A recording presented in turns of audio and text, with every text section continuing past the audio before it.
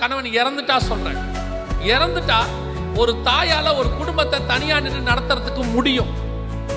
ஆனா ஒரு மனைவி இறந்துட்டா ஒரு கணவனால ஒரு குடும்பத்தை நடத்த முடியாது. வேலை எல்லாமே மூணாவது. முதல்ல உங்களுக்கும் கர்த்தருக்கும் உள்ளது. ரெண்டாவது உங்க குடும்பம். You must take care of your family. இன்னைக்கு வேலை வேலை வேலைன்னு போயிறாங்க. அதே நேரத்தில் ஊழியத்துக்கு கூப்பிட்டு பாருங்க, அதெல்லாம் காலையில் வந்துடுவாங்க. சில சகோதரிமார்கள்லாம் 9 மணிக்கு ஜெபம்னு சொல்லுங்க, ஃபர்ஸ்ட் இருப்பாங்க. 10 மணிக்கு பெண்கள் உபவாச ஜெபம் ஃபர்ஸ்ட் இருப்பாங்க. வீட்டு கூட்டம் ஃபர்ஸ்ட் இருப்பாங்க. ஹாஸ்பிட்டல் மினிஸ்ட்ரி ஃபர்ஸ்ட் இருப்பாங்க. பாஸ்டரும் பாஸ்டரமோ என்ன நினைப்போம் தெரியுமா? அந்த சிஸ்டர் இருக்காங்க பாருங்க, ஊழியன்னா அவ்வளவு வாஞ்ச ஓடி வருவாங்க. வீட்டுக்கு போய் பாருங்க, சோறு இருக்காது, சாப்பாடு இருக்காது. கணவர் வருவார், வீட்டில் சாப்பாடு இருக்காது. பையன் ஸ்கூல்லேருந்து வருவான், சாப்பாடு இருக்காது. கணவர் கேட்பாரு, ஒரு சாப்பாடு கூட செய்யல. இந்த அம்மா சொல்லும், பிசாசு மாதிரி பேசுகிறாப்புல, நான் ஊழியத்துக்கு போகிறேன், சாப்பாடா முக்கியம். இதுவே அந்த ஆள் சொன்னால் எப்படி இருக்கும் யோசிச்சு பாருங்க. நான் ஊழியத்துக்கு போகிறேன், அரிசி பருப்பு வாங்க மாட்டேன். அப்போ மட்டும் என்ன சொல்லுவியா? ஊழியம் ஊழியம் ஊழியன்னு போனால் சோறு எப்படி வரும் கேட்பீங்கல்ல? அதே கேள்வி இப்போ அவர் கேட்பார்ல. உங்களை ஊழியம் பண்ண வேணான்னு சொல்லலை. உங்களுடைய முதல் சாட்சி உன் வீட்டுக்குள்ள இருக்கு. குடும்பம் சரியில்லாமல் நீ வெளியே ஊழியம் என்ன சக்சஸ் பண்ணியும் பிரயோஜனமே கிடையாது, வேஸ்ட். இன்னைக்கு நிறைய பேர் அப்படி இருக்காங்க. இங்கே வந்து உட்காந்துருப்பான், ஆண்டவரே எத்தியோப்பியாவை ரட்சியும் ஆண்டவரே, பர்மாவை ரட்சியும் ஆண்டவரே. பையன் ரட்சிக்கப்படாமல் இருப்பான், அவன் பையன் ரட்சிக்கப்படாமல் இருப்பான். எத்தியோப்பியா ரட்சிக்கப்படணும், ஆப்பிரிக்கா ரட்சிக்கப்படணும், சைனா ரட்சிக்கப்படணும். வீட்டில் இருக்கிற பையனும் பொண்ணும் ரட்சிக்கப்படாமல் இருக்கும். அதை வேற வந்து சாட்சி வேற சொல்லும், என்னன்னே தெரியல, என் பையனும் சர்ச்சுக்கே வர மாட்டான், அவனுக்காக கொஞ்சம் ஜோம் பண்ணுங்க, நீங்க கொஞ்சம் வீட்டில் இருங்க, அவன் ரட்சிக்கப்பட்டுருவான். நடந்த சம்பவம். ஒரு நாங்கள் இருந்த சபையில் நடந்த சம்பவம். ஒரு சகோதரி அப்படித்தான், எல்லா ஊழியத்திலும் இருப்பாங்க பாருங்க. அவங்கள பார்த்து ஒரு நாள் ரொம்ப அப்படி நான் பெருமைப்பட்டேன். சே, என்ன அந்த அக்கா இப்படி மினிஸ்ட்ரியில் இருக்கிறாங்களே. 9 மணிக்கெலாம் வந்துடுவாங்க, நைட்டு 9 மணிக்கு தான் வீட்டுக்கு போவாங்க. கேட்டால் சொல்லுவாங்க, 10 மணிக்கு இங்கே ஒரு வீட்டு கூட்டம், அங்கே ஒரு காட்டேஜ் ப்ரேயர் மீட்டிங், இங்கே ஒரு தெரு பிரசங்கம், பயங்கரம். ஒரு நாள் அந்த அக்கா என்னை கூப்பிட்டு சொன்னாங்க, தம்பி எனக்கு ஒரு உதவி செய்வியா? என்ன? என் பையன்கிட்ட கொஞ்சம் பேசேன் அப்படின்னு. அவன் ரொம்ப அரகண்டாக இருக்கான், ரொம்ப கொடூரமாக நடந்துக்கிறான், கத்துறான், எல்லாத்தையும் தூக்கி அடிக்கிறான். சரின்னு சொல்லிட்டு அப்போ காலேஜில் செகண்ட் இயர் படிக்கிற காலம், அந்த பையனை பார்க்க போனேன். பார்க்க போனோடனே நான் சொன்னேன், தம்பி அம்மா எவ்வளோ வருத்தப்படுறாங்க தெரியுமா அப்படின்னு. அவன் சொன்னான், முதல்ல அவங்கள வீட்டில் இருக்க சொல்லுங்கண்ணே. நாங்கள் இப்படியெல்லாம் இருக்கிறதுக்கு காரணமே யார் காரணம்? யார் காரணம்? எங்கள் அம்மா தான் காரணம். நாங்கள் வர்ற அன்றைக்கி ஒரு நாள் கூட என்ன கிடையாது, எங்கள் வீட்டில் சாப்பாடு கிடையாது. நாங்கள் என்ன செய்வோம், ஃப்ரெண்ட்ஸோடு போய் ஃப்ரெண்ட்ஸ் வீட்டில் தான் நான் சாப்பிட்றேன், ஃப்ரெண்டு தான் கூட்டிகிட்டு போகிறான், சாப்பாடு செஞ்சு வைக்க மாட்டாங்க. கேட்டால் ஊழியத்துக்கு போகும்போது நீங்கள்லாம் எனக்கு உதவி செய்யணுங்கிறாங்க. இன்றைக்கி நிறைய ஆவிக்குரிய குடும்பம். நல்லா தெரிஞ்சுக்கொள்ளுங்க சகோதரிகள், குடும்பம் என்பது உங்கள் கையிலே கர்த்தர் கொடுத்துருக்கிற பொறுப்பு. இந்த குடும்பத்தை உங்களையும் சேர்த்து பார்க்குற பொறுப்பு தான் கணவன் கையில் இருக்குது. அவர் வீட்டுக்கு வெளியே போய் பாதுகாப்பாக இருக்கணும், நீ வீட்டுக்கு உள்ள பாதுகாப்பாக இருக்கணும். நீ இந்த சம உரிமை பெண் உரிமைலாம் நான் தப்பாக சொல்லலை. உங்களுக்கு ஆண்டவர் சம உரிமை கொடுக்க சொல்லியிருக்காரு, அதில் எந்த மாற்று கருத்தும் இல்லை. உங்களை யாரும் அடிமையாக நடத்தக்கூடாது, அதில் எந்த தப்பே கிடையாது, நான் ஒத்துக்கிறேன். ஆனால் உங்களுக்கு கொடுக்கப்பட்ட பிரைமரி பொறுப்பு என்ன தெரியுமா? வீட்டுக்குள்ளே இருக்கிற முதல் ஆத்மாவை காப்பாற்றணும். பாருங்க, நோவா வந்து பேழை கட்டுறாரு. நோவா சொல்கிற விஷனை யோசித்து பாருங்க. நோவா வந்து ஒரு தரிசனம் சொல்கிறாரு. யாருக்கிட்ட வந்து சொல்வார்? முதல்ல மனைவி கிட்ட சொல்கிறார். என்ன தரிசனம்? உலகமே அழிய போகுது, உலகமே அழிய போகுது. இதில் ஜனங்களை நம்மளை காப்பாற்றுறதுக்கு ஆண்டவர் ஒரு போட்டு கட்ட சொல்கிறாரு, நாம் ஒரு பேழை கட்ட போகிறோம். இந்த தரிசனத்தை இன்னைக்கு வந்து நீங்கள் உங்கள் மனைவி கிட்ட சொல்லுங்கள் பார்ப்போம். இது 4000 வருஷத்துக்கு முன்னாடி சொன்னது. இப்போ நீங்கள் சொல்லுங்கள், ஏமா உலகம் அழிய போதான், ஆண்டவர் நம்மளை காப்பாற்ற போகிறாராம், நாம் இருக்கிறதெல்லாம் விற்று ஒரு போட்டு கட்டுவோம், உனக்கு எதுவும் பைத்தியமாயோ அந்த அம்மா கேட்கும் அடுத்த கேள்வி, ஏன் உலகமே அழியப்போது, நீ மட்டும் தப்பிப்பியோ? கேட்குமா கேட்காதா? இப்போ இருக்கிற அம்மா கண்டிப்பாக கேட்கும். அந்த அம்மா அந்த கேள்வியை கேட்கவே இல்லை. சரி, நோவா சொன்னது நாளைக்கு ஒரு வாரத்தில் 10 நாளில் நடந்துச்சா? நோவா சொன்னது 100 வருஷம் கழிச்சு நடந்துச்சு. 100 வருஷமும் நோவா சொன்னது அந்த அம்மா நம்பிச்சு பாருங்க. எவ்வளோ பெரிய விஷயம்! நோவா சொன்ன விஷயம் அந்த அம்மா என்ன சொல்லுது? நம்புச்சு. வசனம் சொல்லுது, சிலராகிய 8 பேர் மாத்திரம் பேழைக்குள் பிரவேசித்தார்கள். அந்த 2 பேர் 2ஆம் அதிகாரத்தில் இருக்கு. அப்போ அந்த அந்த அந்த விஷன் மனைவி ஏற்றுக்கொள்ளணுமே. ஏற்றுக்கொள்றது கூட ரெண்டாவது. Okay, right. சிலது மனப்பூர்வமாக ஏற்றுக்கொள்ளுதோ இல்லையோ, நாய்க்கு வாக்கப்பட்டுட்டோம், கடி வாங்கித்தான் ஆகணும், என்ன செய்ய அப்படின்ட்டு ஏற்றுக்கிறதுலாம் ஒன்று இருக்கு. இந்த ஆள் இப்படியே தான் பேசிகிட்டு இருப்பான், இப்படியே பொழப்பு, சரி வேறு வழி இல்லை, நமக்கும் வேறு வழி இல்லை, சொல்லி தொலை அப்படின்னு சொல்கிற கேஸ்லாம் இருக்குது. அப்படி கூட ஏற்றுக்கிட்டதா வச்சுப்போம்.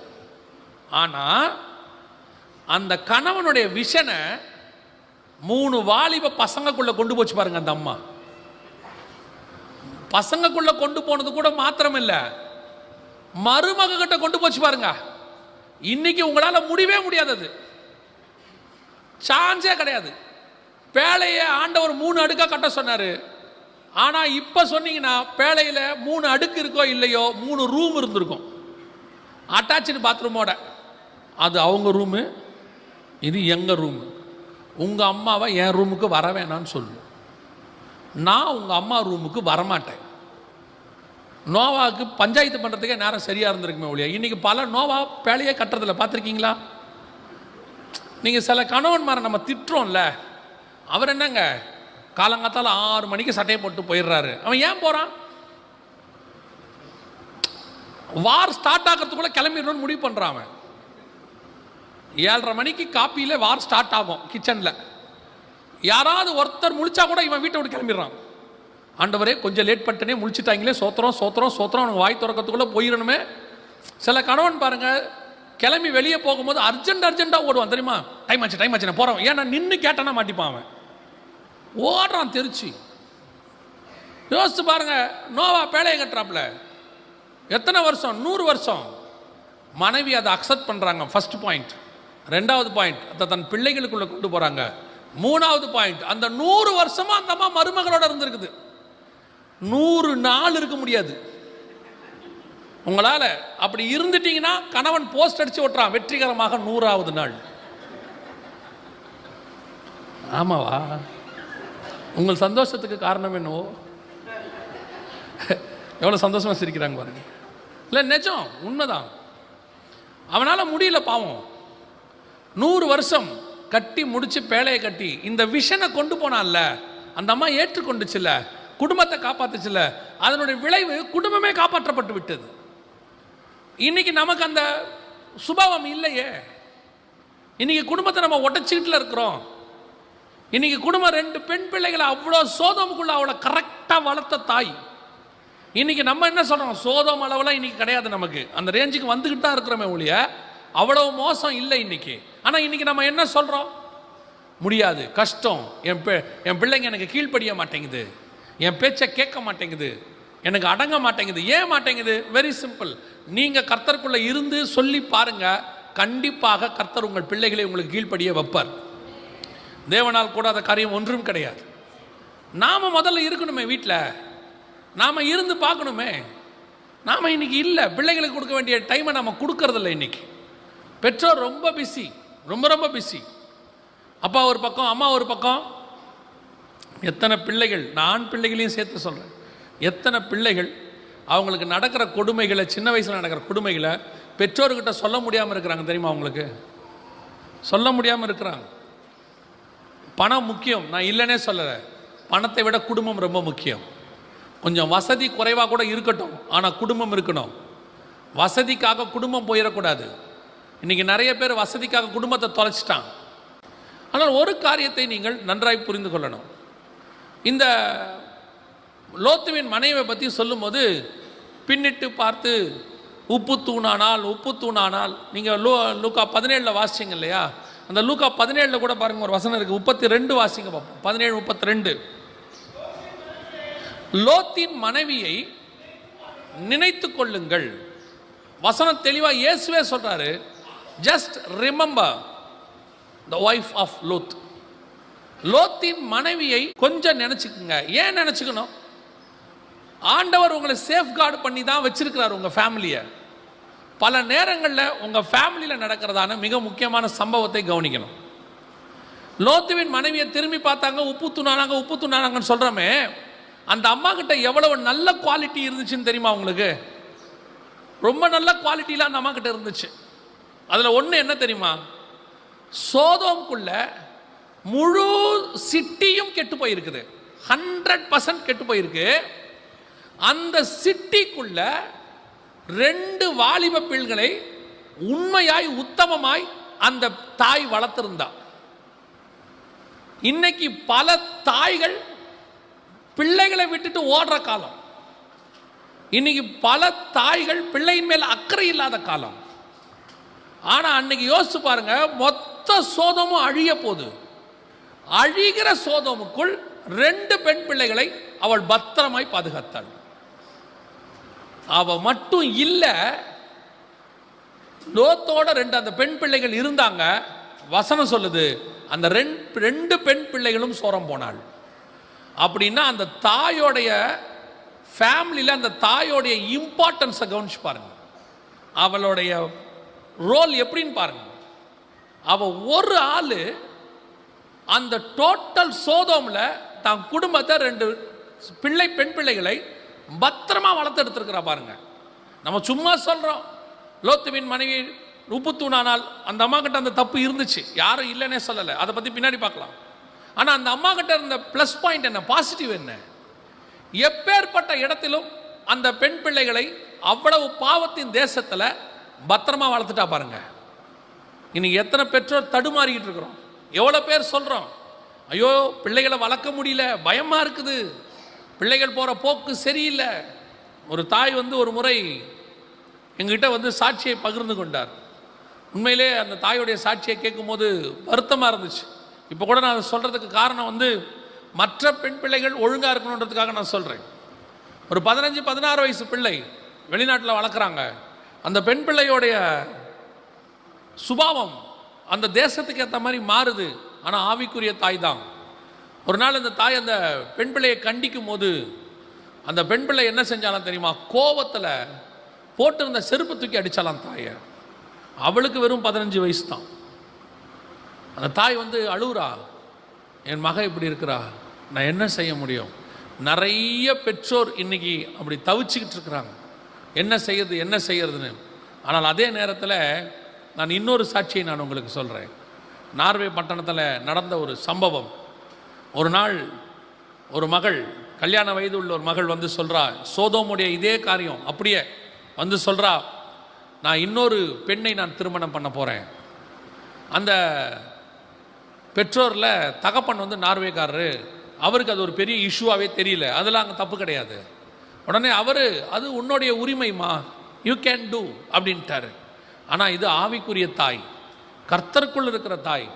இவளால் அதை பொறுத்துக்கவே முடியல. அவ சொல்லிட்டா, ஒரு காலம் நான் அதை ஒத்துக்கொள்ள மாட்டேன் அப்படின்னு. உடனே அவ சொல்கிறா, மக உன் பர்மிஷன்லாம் எனக்கு ஒன்றும் தேவையில்லை, நான் பண்ணத்தான் போகிறேன் அப்படின்ட்டு போயிட்டேன்.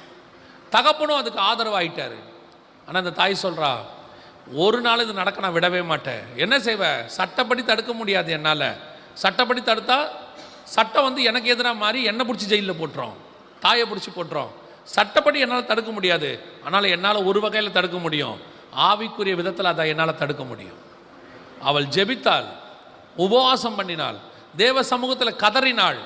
ஒரு நாள் வந்தது, அந்த மகள் ஃபோன் பண்ணும்போது சொன்னா, நான் அந்த பொண்ணை திருமணம் பண்ண போறதில்லை அப்படின்னு சொன்னா. இதே தாய்க்கு, திட்டிட்டு போன தாய்க்கு அவ சொல்றா, நான் திருமணம் பண்ண போறதில்லை அப்படின்ற. தாய்க்கு உள்ளுக்குள்ள சந்தோஷம், கர்த்தர் கிரியை செய்கிறார். அவ சொல்றா, ஏதோ நீ பண்ணியிருக்க, ஆனால் ஏதோ நீ செஞ்சிருக்க, ஆனால் ஒன்று மட்டும் உண்மை, நான் அந்த மகளை என்ன செய்ய போறதில்லை. இப்போ இதுதான் ஒரு தாயினுடைய ரோல். சபை வீட்டுக்குள்ளேயா இருக்கட்டும், சபைக்குள்ளேயா இருக்கட்டும், ஒரு தாயை கர்த்தர் எதுக்கு கொடுத்துருக்கிறார் தெரியுமா? இன்னைக்கு நிறைய பேர் ஒரு விஷயத்தை புரிஞ்சுக்க மாட்டேங்கிறாங்க. எல்லாரும் என்ன சொல்கிறாங்க? நானும் வேலைக்கு போகணும், நானும் சம்பாதிக்கணும். உங்களை வேணான்னு சொல்லலை. குடும்பத்தில் 2 பேரும் வேலைக்கு போனால் தான் சம்பாத்தியம் பண்ண முடியும், அப்போ தான் குடும்பத்தை நடத்த முடியும். அதெல்லாம் நீங்கள் சொல்லிக்கொள்வது, அது உங்களுடைய இஷ்டம். ஆனால் நீங்கள் வேலைக்கு போகிறது எக்ஸ்ட்ரா பொறுப்பு. நீங்கள் குடும்பத்துக்காக வேலை செய்கிறீங்க. ஆனால் உங்களுக்கு கர்த்தர் கொடுத்த பிரைமரி பொறுப்பு என்ன தெரியுமா? உன் குடும்பத்தை காப்பாற்றுவது. ஒரு கணவனால் முடியாது, ஆனால் அது ஒரு தாயால் தான் முடியும்.